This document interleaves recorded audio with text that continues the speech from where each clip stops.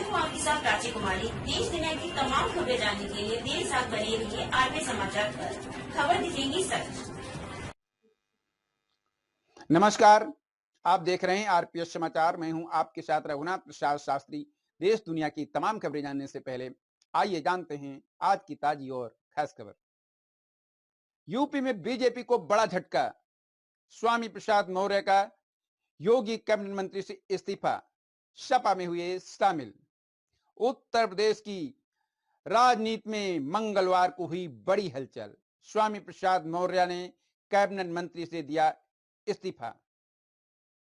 उन्होंने भारतीय जनता पार्टी का साथ छोड़कर समाजवादी पार्टी को किया ज्वाइन।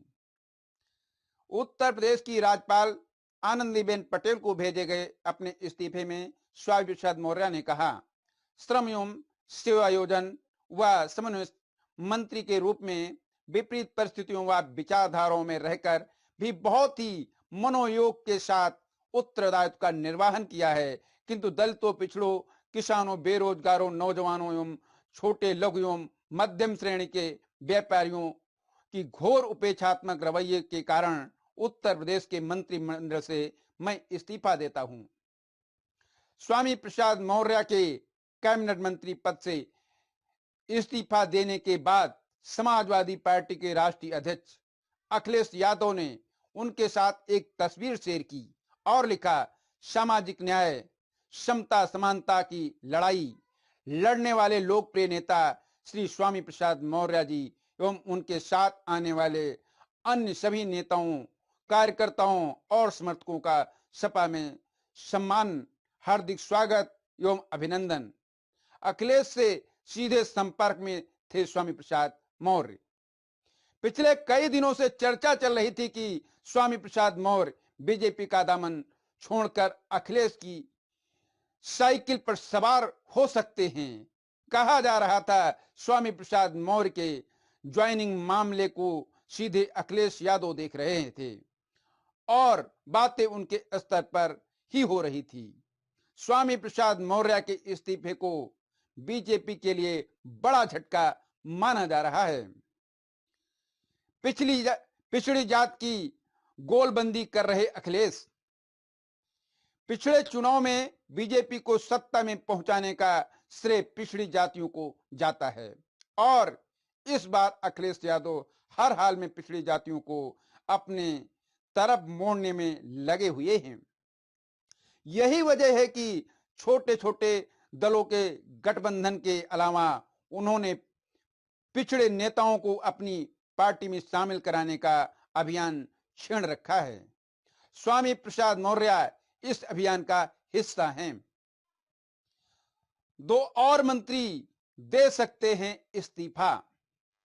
स्वामी प्रसाद मौर्य के अलावा मंत्री धर्म सिंह सैनी, दारा सिंह चौहान के भी इस्तीफे के अटकलें हैं।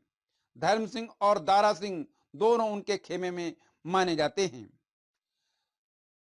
तीनों योगी सरकार में मंत्री हैं, लेकिन तीनों बीएसपी के बड़े नेता रह चुके हैं और बसपा सरकार में भी मंत्री रहे हैं। ऐसे में इन तीनों के भाजपा छोड़ने की चर्चा है। स्वामी प्रसाद मौर्य ने मंत्री पद छोड़ भी दिया है। जब बोल रही थी संघमित्रा, तब हुई थी टोका टाकी।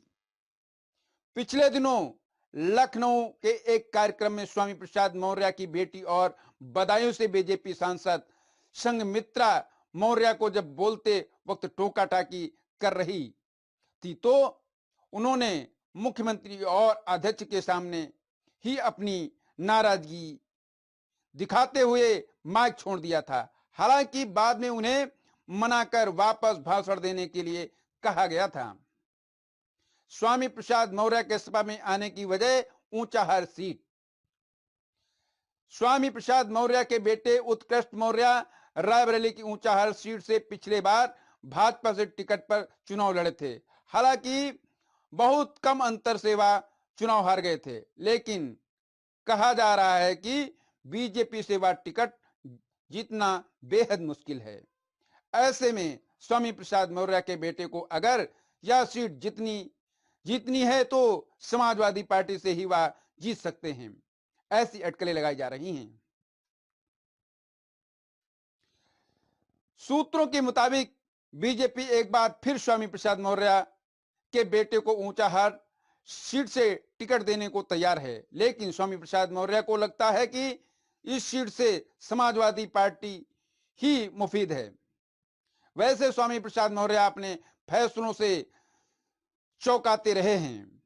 जब उन्होंने बसपा छोड़ी थी तब आखिरी वक्त किसी को मालूम नहीं था। अब बीजेपी के साथ भी ऐसा ही हुआ है। ब्यूरो रिपोर्ट, आरपीएस समाचार टीम, लखनऊ। चैनल को लाइक और शेयर करना ना भूले, आइकन बेल दबाना बिल्कुल ना भूले, जिससे प्रत्येक जानकारी आपको सबसे पहले मिल सके, जैसे कि प्रत्येक दिन का राशिफल, प्रत्येक पर्व का आर्टिकल, नई और ताजी खबरें।